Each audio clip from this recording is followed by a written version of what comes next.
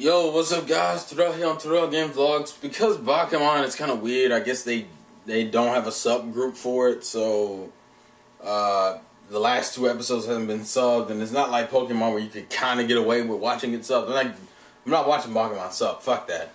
I mean, I'm not watching that raw. That's what I meant to say. Like, people say you can watch Pokemon Best Wishes raw. I'm not watching Bakuman raw. Fuck that. After that beast of an episode, the last one I reviewed, not the last one that's out, they're like on episode 9 now, and I'm still waiting for episode 8 to be subbed. But still, the whole point is this. Figured I'd talk about Hunter x Hunter because I really like this week's episode, and I'm kind of curious, is this one of the driving forces behind why people like Hunter x Hunter so much? Because if it is, can totally see it. I haven't seen too many fights, but the whole point is that this week's episode was awesome, and it mainly has to do with the whole concept of bluffing and catching each other's bluffs and shit. Like, there's a lot of mystery elements in this there's a lot of gambling, and I mean, not really physical gambling like money, but you're gambling essentially a lot in this arc because of the whole, you know, if you bet wrong, you're gonna die, and if you bet right, you get one closer to your goal. And that's kind of how this entire episode was. Like the thing I will say, and this is probably what people like about Hunter x Hunter so much, it's probably all this precision shit. Like how Killua was like monologuing in his mind about like, I have like 0.0 seconds in order to be able to slip out of this little trap and like get the fuck out of here, or whatever the fuck.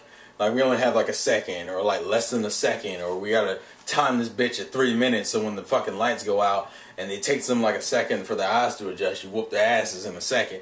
I like all this fucking planning, but if that was cool enough, you got all this fucking emotional and mental head games and shit, and I think that's what Hunter x Hunter's strong suit is that it doesn't really do well in terms of fights. Like, I won't ever, even the fights I've seen, I'm not gonna say they're epic fights. I'll say they're okay and good fights. I'm not gonna say they're epic fights.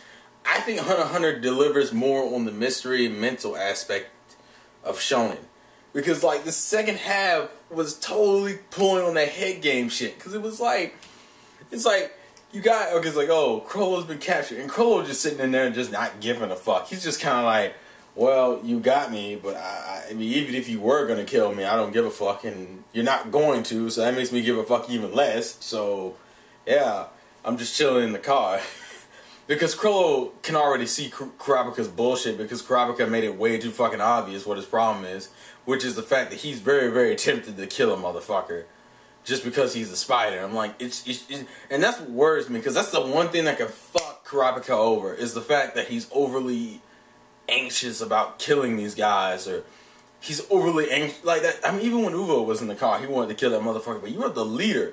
You have the leader in the car, and it's just kind of like, or to kill you, and I'm like, Kurapika, that's what's good. That's what's fucking them over, because Crollo was right.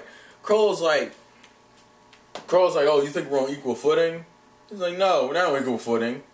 You guys are still the ones in danger, and they have a point, because the whole thing is this.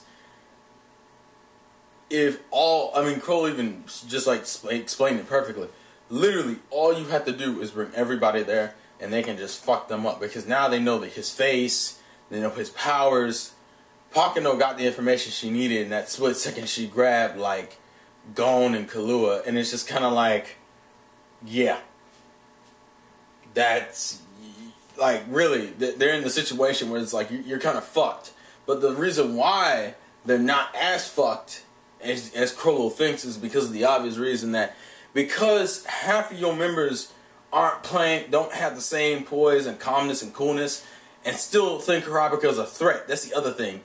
And because Pakano is monologuing that shows that she thinks that Kurapika is like this sick bastard, and she thinks that Kurapika doesn't value Gon and Killua's lives. Why? Is because this entire arc, Kurapika has been setting himself up as like this badass, mean, like sick motherfucker who even will betray his own allies to get what he wants, which is killing the spider.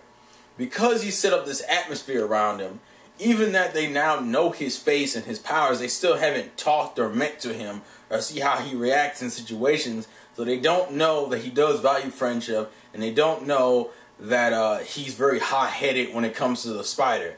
And it's those two things that make a hell of a difference, because it's actually those two things in themselves, and the bluff on top of that little note he sent right after, you know, Gon and Killua got recaptured again in the same damn scene.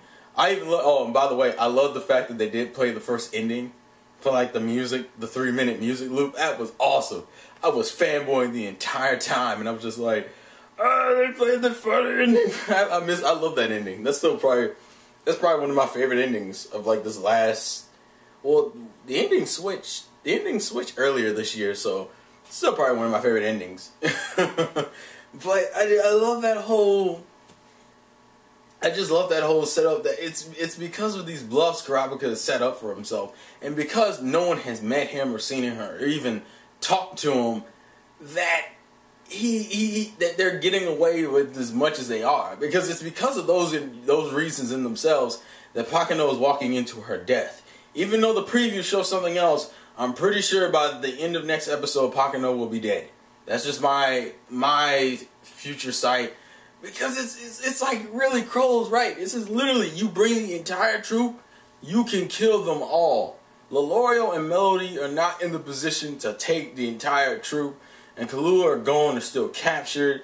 But because Pakano does not know that he cares about friends and that he's very hot-headed when it comes to the spider, she thinks that she's going to have to betray the spider to protect the spider. And it's like, you don't have to do that, but I love the fact that you're thinking that. Like, the fact that Kurapika still has this ominous aurora around him, even though people know what he looks like, and his name, and his power. It's, even knowing the key things, you would think those are the key things, his name, his power, and his face. But it's the fact that you don't know his personality is what fucks you over, because he's still ominous of what kind of person he is.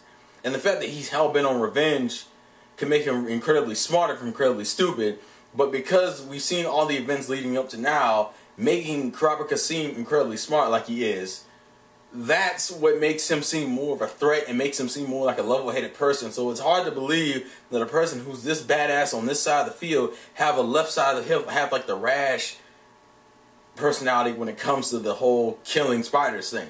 Because he has like the right-wing side when it comes to that shit. That he's like all about his friends, and he's all about fucking. He's all about his friends, and he's very hot-headed when it comes to revenge.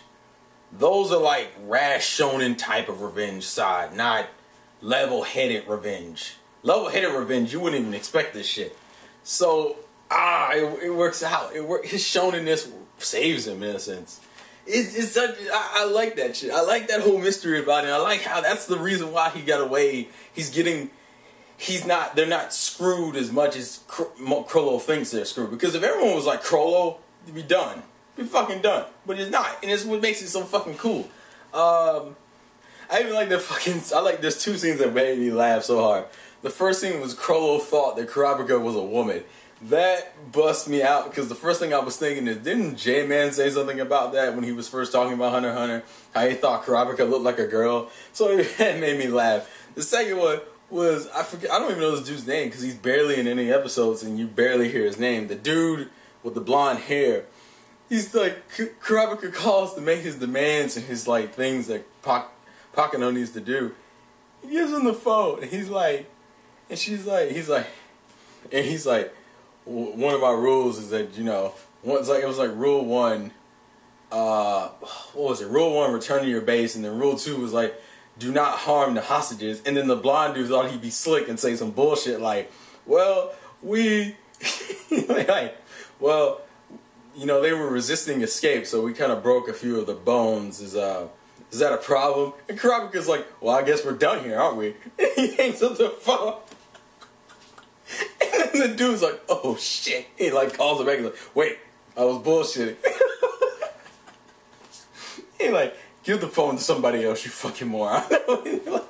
Passes the phone on, and you just see it. What was it? It was I forgot her name actually. I forgot her name. The stitching girl. I forgot her name. That's the one of the names I should know, and I don't know her name anymore. Yeah, you just see her in the background hit him in the head. It was like him and I think the girl with the vacuum. Both beat him in the forehead, and I think they gave the phone to Pocket. No, they gave the phone to Obunaga. They gave the phone to Pakano, and it was fucking hilarious. It's like, nigga, did you just try to outbluff Kurapika not knowing who the fuck you're dealing with? It's like, nigga, we broke their bones. Oh, I guess we're done here, aren't we? And he just hangs on the phone. That was so funny. But, I don't know. Like, the episode was just good because of that. Like, Hunter x Hunter is one of those shonen that proves that just because you don't have epic fights and shit, you could still be a successful manga. And honestly, I think Hunter x Hunter probably has the potential and probably could be better than One Piece in terms of sales. The only thing that's fucking old is that it has a lazy-ass author right now. A mixture of being a lazy / sick / dicking around author. Like, I heard, like, some of the newer chapters, he's just been drawing sketches. He hasn't even been drawing full-out chapters for him, so... Yeah. But Hunter x Hunter is so fucking popular, he can afford to do it. Technically, I think Oda probably could get away with that shit, too. That's how bad it is. I think Oda could technically get away with what he does. Actually, I don't think he could. I don't know. It depends. Because Togashi... I mean, that was some good shit, though. Like, I like the way this episode played out, but I'm rambling and fanboying here. But is this episode kind of an example of why people like Hunter x Hunter so much? Because it works so well with head and mind games. Also, R.I.P. Squall. I thought he was gonna die because the anime has this tendency of refocusing on characters that haven't been focused on a lot more in the episodes they're about to die in. And Squall was focused on way too much last week, and I was just not last week, but a week before, and I was kind of like, yeah, he's probably gonna die, isn't he? Yeah. Oh, there goes his head, and I'm like, ah. And then we finally found out the girl's name that was hanging out with the boss's daughter and shit, hanging out with Neon, and I was like, that was fucked up, anime. Fuck you, Nobunaga. Seriously. But I like that. I figured that was probably what Hunter x Hunter's strong point was, because like I was told that the battles were kind of like bullshit, which probably meant that it was all about the hit games with the series, and that's probably what at least this arc has been like that. So good, really good shit. I really like that. I like how the reason why Kurapika and them are in the game is purely because of how Kurapika has set himself up the entire arc. Because remember, when he killed Uvo, he already gained that presence that he was strong. If nothing else, you knew this nigga was strong because he killed Uvo. On top of the fact that he was smart, and on top of the fact that he was looking to kill them. Meaning you have a smart, strong motherfucker out for revenge. Meaning you would put him on this side of the category, the smart, intelligent motherfucker. So by that, they assumed that he probably would say, and also the fact that Pakano knows that she didn't even tell her friends, that he didn't even tell his friends about his own fucking powers and what he wanted to do until later, which probably means, which Pakano just concluded from a smart, intelligent motherfucker standpoint, that probably means that he probably would say fuck Gon Kahlua. And that's if she was right, but she forgets that she's in a shonen. So obviously that motherfucker has that kind of mentality where he's rash and he cares about his friends. And that totally is what saved him. Look, that shonen saves the day. I don't give a fuck if anyone says Cindy in school. No. Shonens would save that nigga's life. Just saying. Like, no bullshit. That's what saved him. If he literally had the same ideal set, actually, if he had the other ideal set, he probably would have, some of the mistakes he's made, he probably wouldn't make. But at the same time, it's shonen, so I love that. Anyways, also, I don't know what Illumi is going to do here, because I saw Hisoka calling Illumi, and it was just like, you're going to help Hisoka fight Crollo, but you can't technically get Crollo away from Kurapika without fucking him over. Because the only reason why you want to fight him now is because he's with Kurapika. Meaning, you're probably going to try to get Pakano killed one way or the other. Actually, that's what I'm expecting. You're going to try to get Pakano killed. You're going to help with her death. Because she doesn't die when she meets Kurapika. I think she dies when she gets back to the troop.